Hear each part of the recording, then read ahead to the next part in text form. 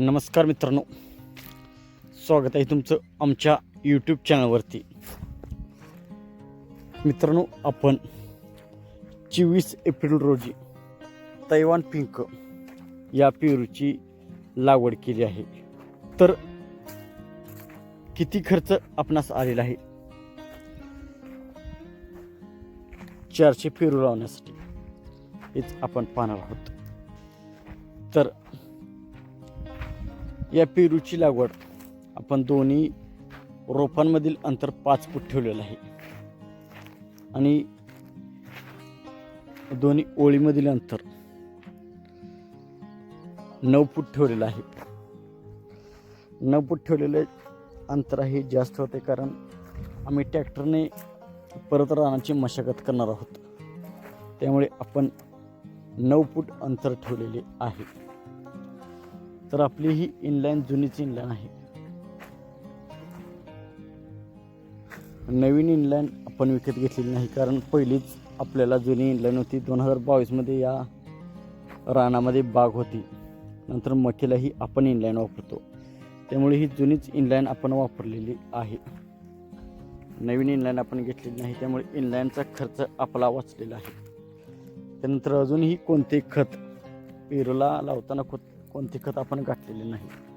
तर फक्त रोपांचा खर्च झालेला आहे 23 रुपये. याप्रमाणे आपण एक रोप घेतलेलं आहे. तर एकूण 400 रुपये आपण आणलेले आहेत. तर 400 रोपांचे 23 रुपये 9,200 रुपये होतात. आणि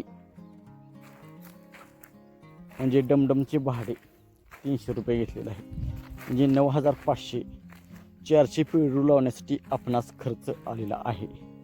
इतर कोणताही खर्च आपणास आलेला नाही.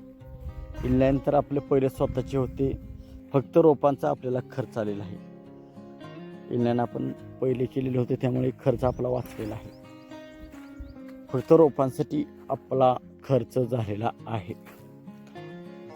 तर आपण सध्या 400 पेरूंची लागवड केलेली आहे तैवान पिंक. कारण तैवान पिंक पेरू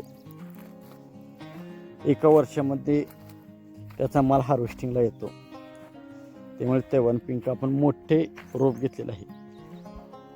लहान रोपही भेटत होते, परंतु मोठे रोप घेतल्यामुळे याची वाढ लवकर होते आणि याला पेरू लवकर लागतात, त्यामुळे आपण हे घेतलेलं आहे.